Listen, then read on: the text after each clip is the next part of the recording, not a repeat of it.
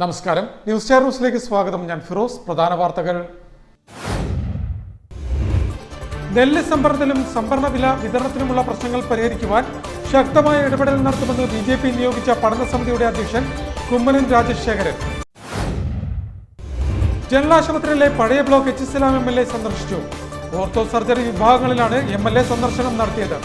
Kottayam medical college ആശുപത്രിയിലെ പഴയ കെട്ടിടത്തിൽ അപകടമുണ്ടായ പശ്ചാത്തലത്തിലായിരുന്നു MLAയുടെ സന്ദർശനം.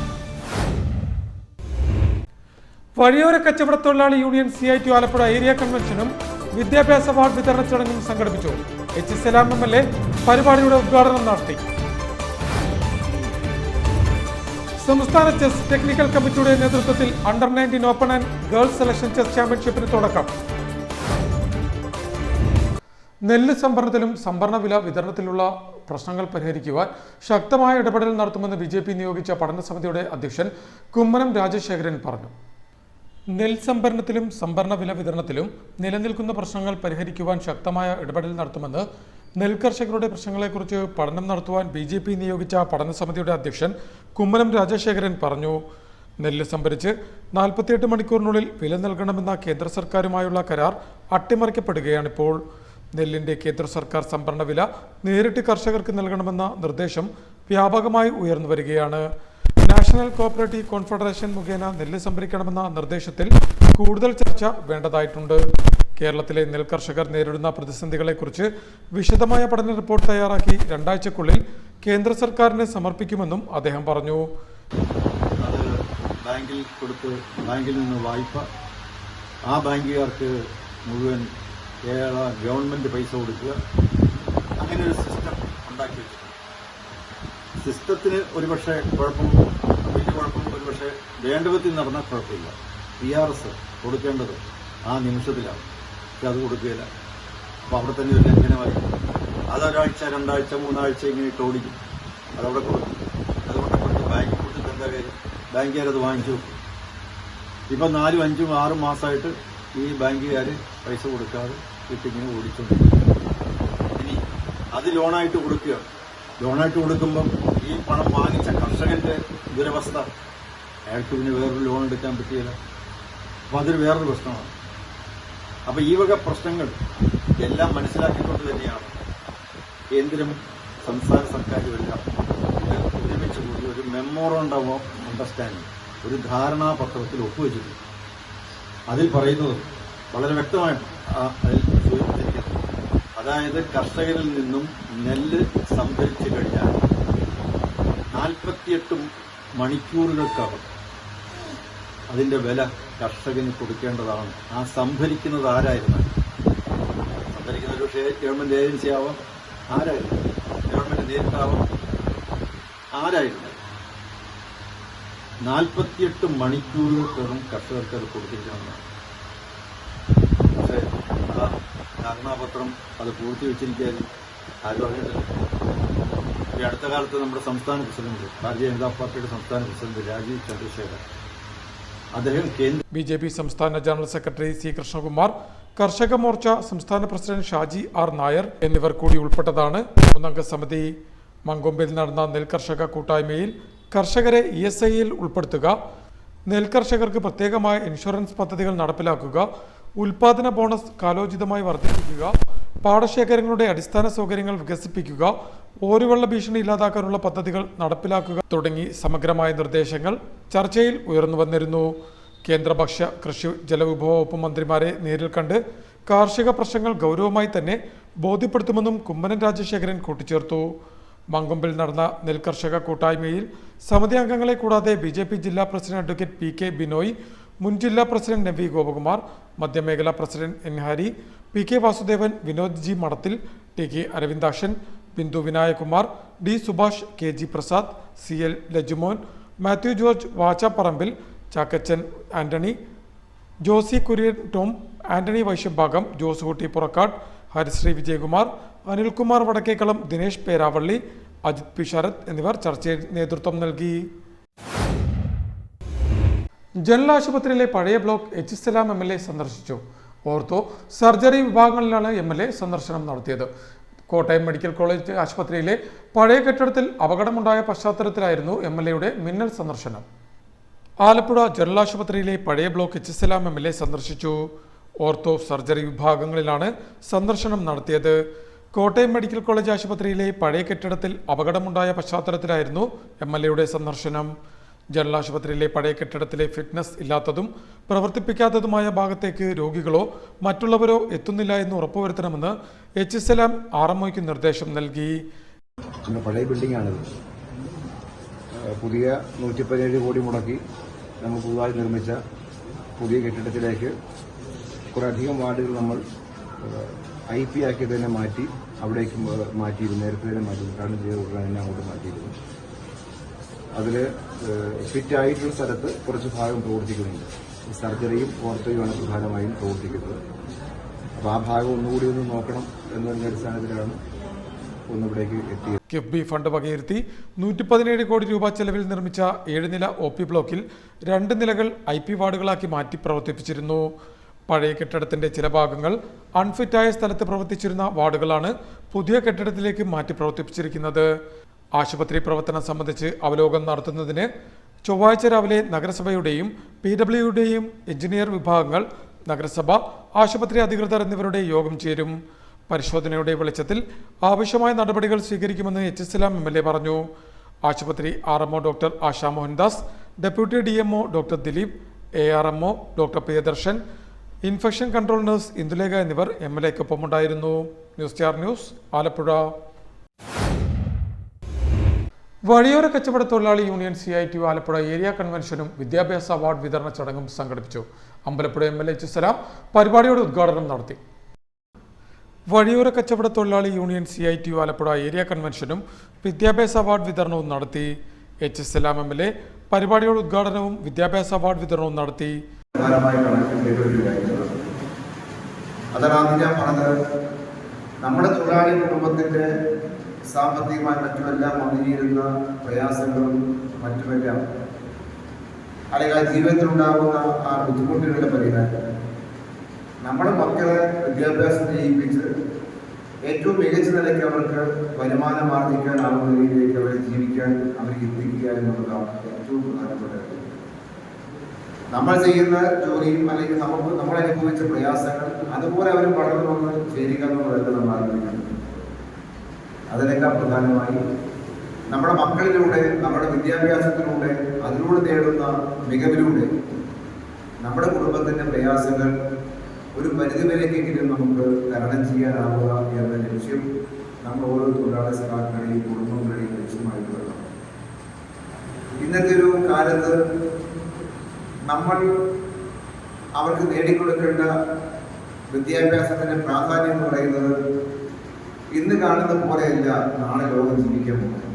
ഇവിടെ 16 വയസ്സോ 17 വയസ്സുള്ള കുട്ടികൾ അവർ ജീവിച്ച് മുതിർന്ന് ജീവിക്കാൻ പോകുന്ന ഒരു കാലം എന്ന് പറഞ്ഞാൽ 20 കൊല്ലം കഴിഞ്ഞിരിക്കും.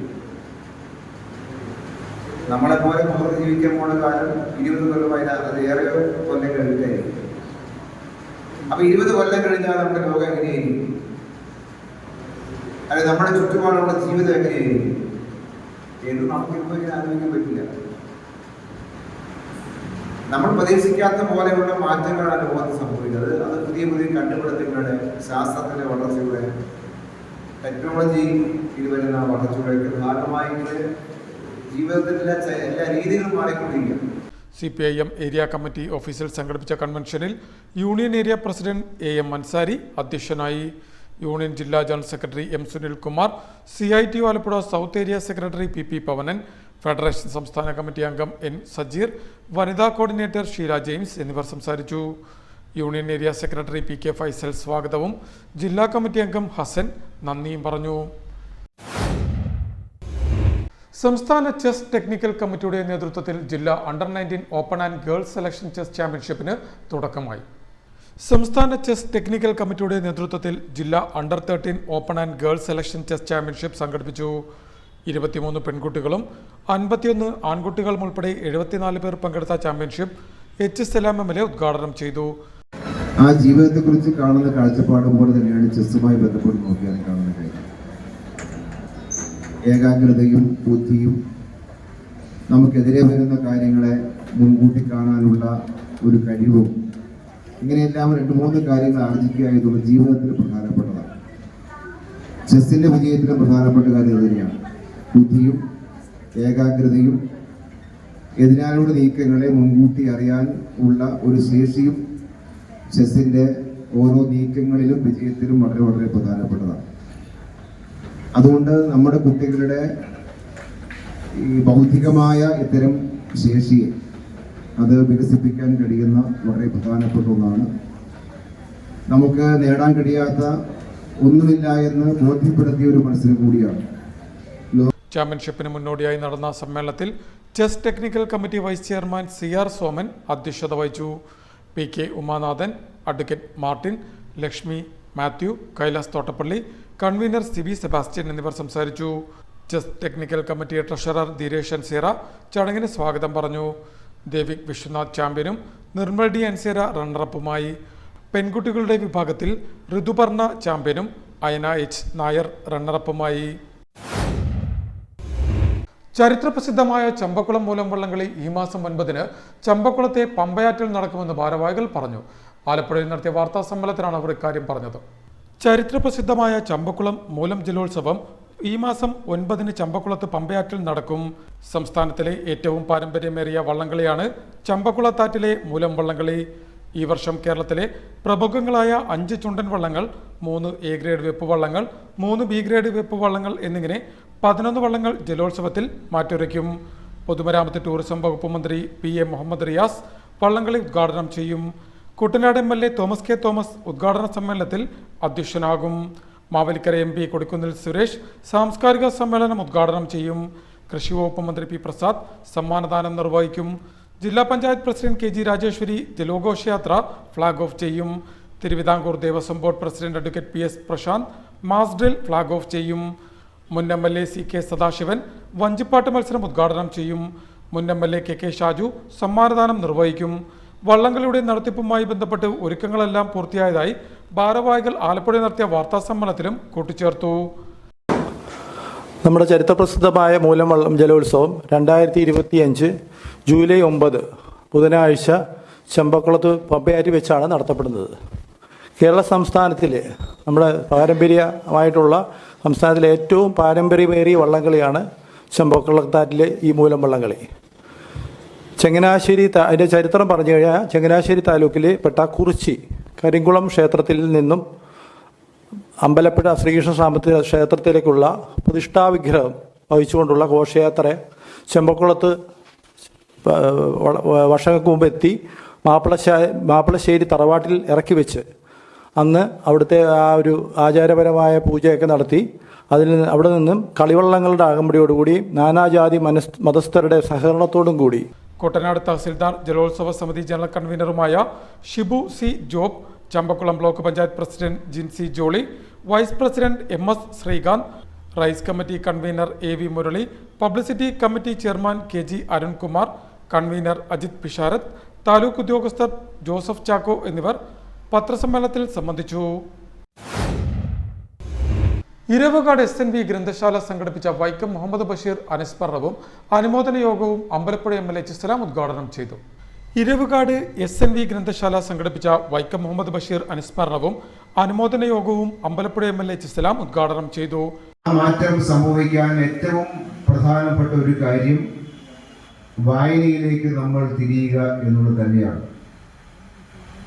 അത് ചെറിയ ക്ലാസ് മുതലേ നമ്മൾക്ക് വായിക്കാൻ കഴിയുന്ന ഏതെല്ലാം വായിക്കാൻ കിട്ടുമോ അതെല്ലാം വായിക്കാൻ പറ്റുന്ന ശീലങ്ങളിലേക്ക് നമ്മുടെ കുഞ്ഞുങ്ങൾ വളർന്നു വരിക എന്നുള്ളത് ഒരു മുഖ്യമായ കാര്യമായി നമ്മൾ കണക്കാക്കാൻ പറ്റണം.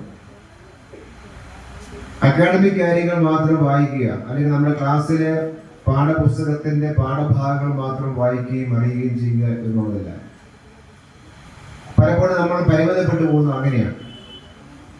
രക്ഷകർത്താക്കളാണെങ്കിൽ കുട്ടികളെ വായിക്കാൻ പ്രേരിപ്പിക്കുക എന്ന് പറഞ്ഞാൽ ക്ലാസ്സിലെ പാഠപുസ്തകം മാത്രം വായിക്കണം പഠിക്കണം എന്ന് മാത്രമേ പറയാറുള്ളൂ. ഭൂരിപക്ഷത്തിൽ അങ്ങനെയാണ്. അതിനപ്പുറമായൊരു വായനയിലേക്ക് നമ്മളെ കുട്ടികളെ ഒന്ന് ശീലിപ്പിച്ച് അങ്ങനെ ഒരു ഡെപ്ത് കൂട്ടിക്കൊണ്ടിരുന്ന രീതി പലപ്പോഴും ഉണ്ടാവില്ല. ഒരു കുട്ടിയെ സംബന്ധിച്ച് അവന്റെ അറിവിന്റെ ഒരു വളർച്ച വികാസം വളരെ വളരെ പ്രധാനമാണ്. ബഹുമുഖമായ അറിവ് ആർജിക്കാൻ കഴിയുന്ന നിലയിലേക്കുള്ള പ്രാപ്തിയുള്ള കുട്ടിയായി നമ്മുടെ കുട്ടിയെ വളർത്തിക്കൊണ്ടുവന്നാൽ. ഇരവുകാട് ശ്രീദേവി ക്ഷേത്ര ഹാളിൽ സംഘടിപ്പിച്ച പരിപാടിയിൽ ഗ്രന്ഥശാല പ്രസിഡന്റ് എസ് ശുഭ അധ്യക്ഷത വഹിച്ചു. ഗ്രന്ഥശാല സെക്രട്ടറി എസ് പ്രദീപ്, വൈക്കം മുഹമ്മദ് ബഷീർ അനുസ്മരണം നടത്തി.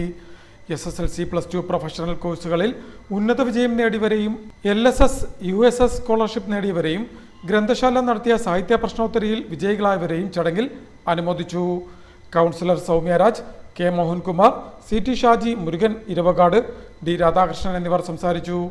S പ്രദീപ് ചടങ്ങിന് സ്വാഗതം പറഞ്ഞു. പ്രധാന വാർത്തകൾ ഒരിക്കൽ കൂടി.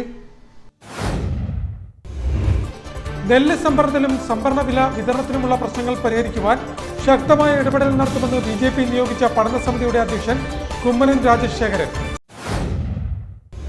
ജനറൽ ആശുപത്രിയിലെ പഴയ ബ്ലോക്ക് H. സലാം MLA സന്ദർശിച്ചു. ഓർത്തോ സർജറി വിഭാഗങ്ങളിലാണ് MLA സന്ദർശനം നടത്തിയത്. കോട്ടയം മെഡിക്കൽ കോളേജ് ആശുപത്രിയിലെ പഴയ കെട്ടിടത്തിൽ അപകടമുണ്ടായ പശ്ചാത്തലത്തിലായിരുന്നു MLAയുടെ സന്ദർശനം. വഴിയോര കച്ചവട തൊഴിലാളി യൂണിയൻ CIT ആലപ്പുഴ ഏരിയ കൺവെൻഷനും വിദ്യാഭ്യാസ അവാർഡ് വിതരണ ചടങ്ങും സംഘടിപ്പിച്ചു. H. സലാം MLA പരിപാടിയുടെ ഉദ്ഘാടനം നടത്തി. സംസ്ഥാന ചെസ് ടെക്നിക്കൽ കമ്മിറ്റിയുടെ നേതൃത്വത്തിൽ under nineteen open and girls selection chess ചാമ്പ്യൻഷിപ്പിന് തുടക്കം. ഇതോടെ വാർത്തകൾ കഴിഞ്ഞു. നമസ്കാരം.